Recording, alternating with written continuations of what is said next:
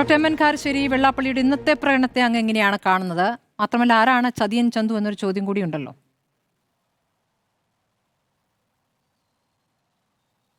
സ്മൃതി, CPI പറഞ്ഞത് 100% ശരിയാണ് എന്ന് വിചാരിക്കുന്ന ഒരാളാണ് ഞാൻ.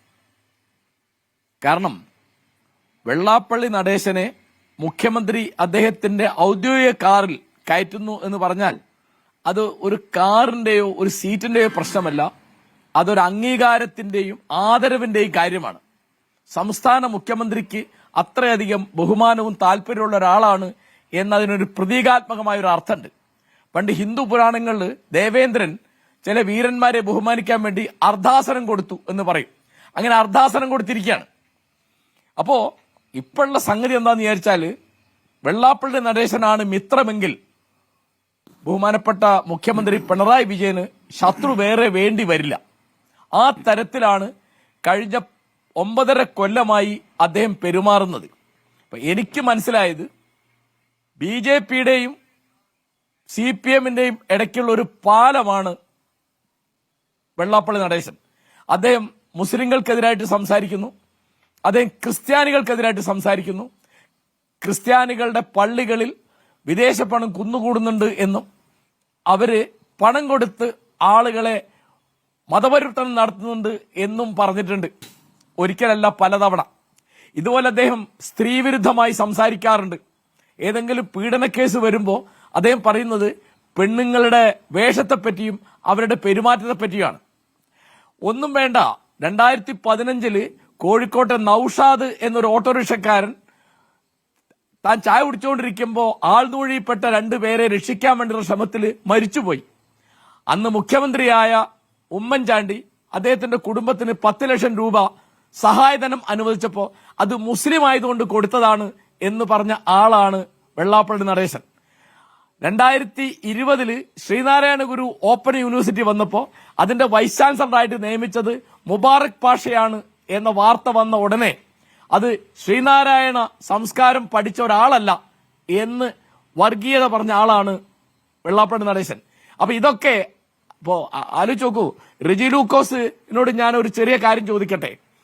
എന്തിനും പിണറായി വിജയൻ മറുപടി പറയുമല്ലോ. 2006 ഞങ്ങളുടെ MLA മത്തായി ചാക്കോ മരിച്ചപ്പോ അദ്ദേഹം അന്ത്യകൂദാശ സ്വീകരിച്ചു എന്ന് താമരശ്ശേരിയിലെ ബിഷപ്പ് പറഞ്ഞപ്പോ അത് പച്ചക്കള്ളമാണ് എന്ന് പറഞ്ഞ് ബിഷപ്പിനെ നികൃഷ്ടജീവി എന്ന് വിളിച്ചു അന്നത്തെ CPMന്റെ സെക്രട്ടറി, സംസ്ഥാന സെക്രട്ടറി ശ്രീ പിണറായി വിജയൻ. ഇതേ വെള്ളാപ്പള്ളി നടേശൻ ആഗോള അയ്യപ്പ സംഗമത്തിന്റെ കൂട്ടത്തിൽ വെള്ളാപ്പള്ളി ഭക്തനാണ് എന്ന് പറഞ്ഞു. എന്താ പിണറായി വിജയൻ മറുപടി പറയാത്തത്? അദ്ദേഹം ഭക്തനാണോ? അപ്പോ വെള്ളാപ്പള്ളി ഏൽപ്പിച്ചിരിക്കുകയാണോ ഇതൊക്കെ പറയാൻ? അപ്പോ എനിക്ക് മനസ്സിലായത്, ഒന്നാമത് വെള്ളാപ്പള്ളി നടേശൻ ഒരു സമുദായത്തിന്റെ നേതാവാണെന്ന് പറഞ്ഞത് ശരിയല്ല. അദ്ദേഹം ഒരു സംഘടനയുടെ നേതാവാണ്. ആ സമുദായത്തിൽ അദ്ദേഹത്തിന് നേതൃത്വം അംഗീകരിക്കാത്ത സംഘടനകളുണ്ട്, വ്യക്തികളുണ്ട്, പലരുണ്ട്. അതിരിക്കട്ടെ. അദ്ദേഹം ഇപ്പൊ ചെയ്യുന്ന ഒരു കാര്യം, SNDP എന്നുള്ള 1903 കേരളീയ നവോത്ഥാനത്തിന്റെ ഏറ്റവും പ്രധാനപ്പെട്ട മുഖമായി വന്നിരുന്ന ഒരു പ്രസ്ഥാനത്തെ അദ്ദേഹം വ്യക്തിപരമായ ആവശ്യത്തിന് വേണ്ടി ഉപയോഗിക്കുക, അത് രാഷ്ട്രീയവൽക്കരിച്ചു. BDJS ഉണ്ടാക്കിയതിന്റെ സ്ഥാപക നേതാവാണ് വെള്ളാപ്പള്ളി. അദ്ദേഹം BJP ആയിട്ട് അലയൻസ് ഉള്ള ഒരു പാർട്ടിയാണത്.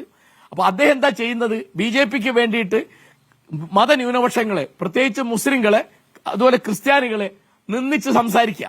അതിന്റെയൊക്കെ പ്രയോജനം ആർക്കാണ്? BJPക്കാണ്. അപ്പൊ ഇപ്പോ അത് എനിക്ക് മനസ്സിലായിട്ടില്ല, എന്തുകൊണ്ടാണ് വെള്ളാപ്പള്ളി നടേശന്റെ സ്ഥാനാരോഹണത്തിന്റെ 30ാം വാർഷികത്തിൽ വലിയ ചടങ്ങ് നടത്തിയിട്ട് മുഖ്യമന്ത്രിയും സംസ്ഥാന മന്ത്രിമാരും അദ്ദേഹത്തെ വാഴ്ത്തി പറയുന്നത്? അദ്ദേഹം ഗുരുദേവന്റെ ഉപദേശങ്ങൾ കേട്ടു നടക്കുന്ന ആളാണ്. അദ്ദേഹം ചെറുപ്പക്കാർക്ക് മാതൃകയാണ് എന്ന് പറയുന്നത് മുഖ്യമന്ത്രിയാണ്. അപ്പൊ ആ കാറിൽ കയറുക എന്നുള്ള ഒരു ചെറിയ കാര്യമല്ല. ആ കാറ് ഓടുന്നത് എന്റെയും നിങ്ങളുടെയും നികുതി പണം കൊണ്ടാണ്. നമ്മുടെ സംസ്ഥാന മുഖ്യമന്ത്രിയാണ് അദ്ദേഹം, ശ്രീ പിണറായി വിജയൻ. അദ്ദേഹം ഒരു പാർട്ടി നേതാവ് മാത്രമായിരുന്നെങ്കിൽ നമുക്കത് വിഷയമല്ല. ഇപ്പോ മുഖ്യമന്ത്രി ആയിരിക്കെ K. കരുണാകരന്റെ ഹെലികോപ്റ്ററിൽ ആൻഡോ എന്ന് പേരായ ഒരു ചെറുപ്പക്കാരൻ എങ്ങനെ കയറി എന്ന് കേരളം വലിയ ചർച്ച ചെയ്താണ്. ഈ CPMകാർ ചർച്ച ചെയ്താണ്.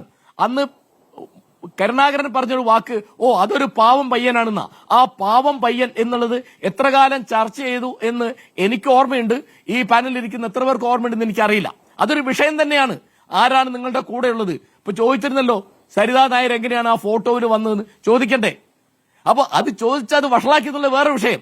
അപ്പൊ മുഖ്യമന്ത്രിയുടെ ഓഫീസിൽ ആരുണ്ട്, അദ്ദേഹത്തിന്റെ കൂടെ ആരുണ്ട്, അദ്ദേഹം അവരെ പറ്റി എന്ത് പറയുന്നൊക്കെ ഉള്ളതൊരു രാഷ്ട്രീയ വിഷയമാണ്. ഇപ്പോ വെള്ളാപ്പള്ളി നടേശനെ രാഷ്ട്രീയത്തിൽ പ്രതിഷ്ഠിച്ചത് ആരാണ്?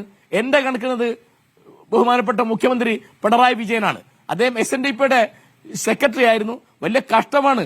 കുമാരനാശാനും സഹോദരൻ അയ്യപ്പനൊക്കെ ഇരുന്ന കസേരയാണ്. അപ്പൊ അദ്ദേഹം അന്തസ്സില്ലാത്ത ഭാഷ ഉപയോഗിക്കുന്നു. ഇവിടെ സ്ത്രീകൾക്കെതിരായിട്ടും ന്യൂനപക്ഷങ്ങൾക്കെതിരായിട്ടും ചില പ്രദേശങ്ങൾക്കെതിരായിട്ടും മലപ്പുറം ജില്ലയിൽ ഈഴവർക്ക് ജീവിക്കാൻ വയ്യ എന്ന് പറയുന്നത് എത്ര വലിയ നുണയാണെന്ന് ആലോചിച്ച് നോക്കുക. അത് നുണയാണ് എന്ന് പിണറായി വിജയൻ പറയൂ. അദ്ദേഹം പറയട്ടെ. അദ്ദേഹത്തിന് അവിടെ പാർട്ടിയുടെ ആളുകളുണ്ടല്ലോ. അവിടെ അങ്ങനെ ഉണ്ടെങ്കിൽ മറുപടി പറയേണ്ട ആരാണ്?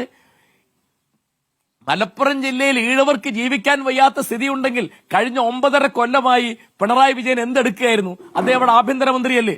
അത് ഇദ്ദേഹം മറുപടി വരണ്ടേന്. അവിടെ സ്കൂള് കിട്ടുന്നില്ല എന്നുള്ളതിന് മറുപടി റിപ്പോർട്ടർ ചാനലിലെ റിപ്പോർട്ടർ ചോദിച്ച ന്യായമായ ചോദ്യമല്ലേ? 9.5 കൊല്ലമായി ഭരിക്കുന്നത് താങ്കളുടെ പ്രിയ സുഹൃത്ത് പിണറായി അല്ലേ എന്ന്. അപ്പോ നമ്മുടെ അന്തരീക്ഷം വളരെ ചീത്തയാക്കുക, മലിനമാക്കുക, അതിന്റെ പ്രയോജനം BJPക്കാണ്.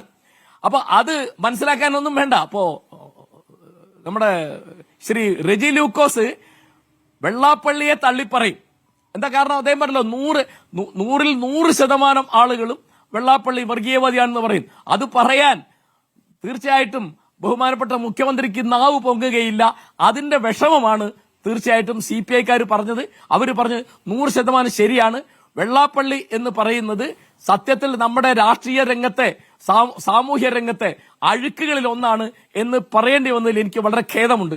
ശരി.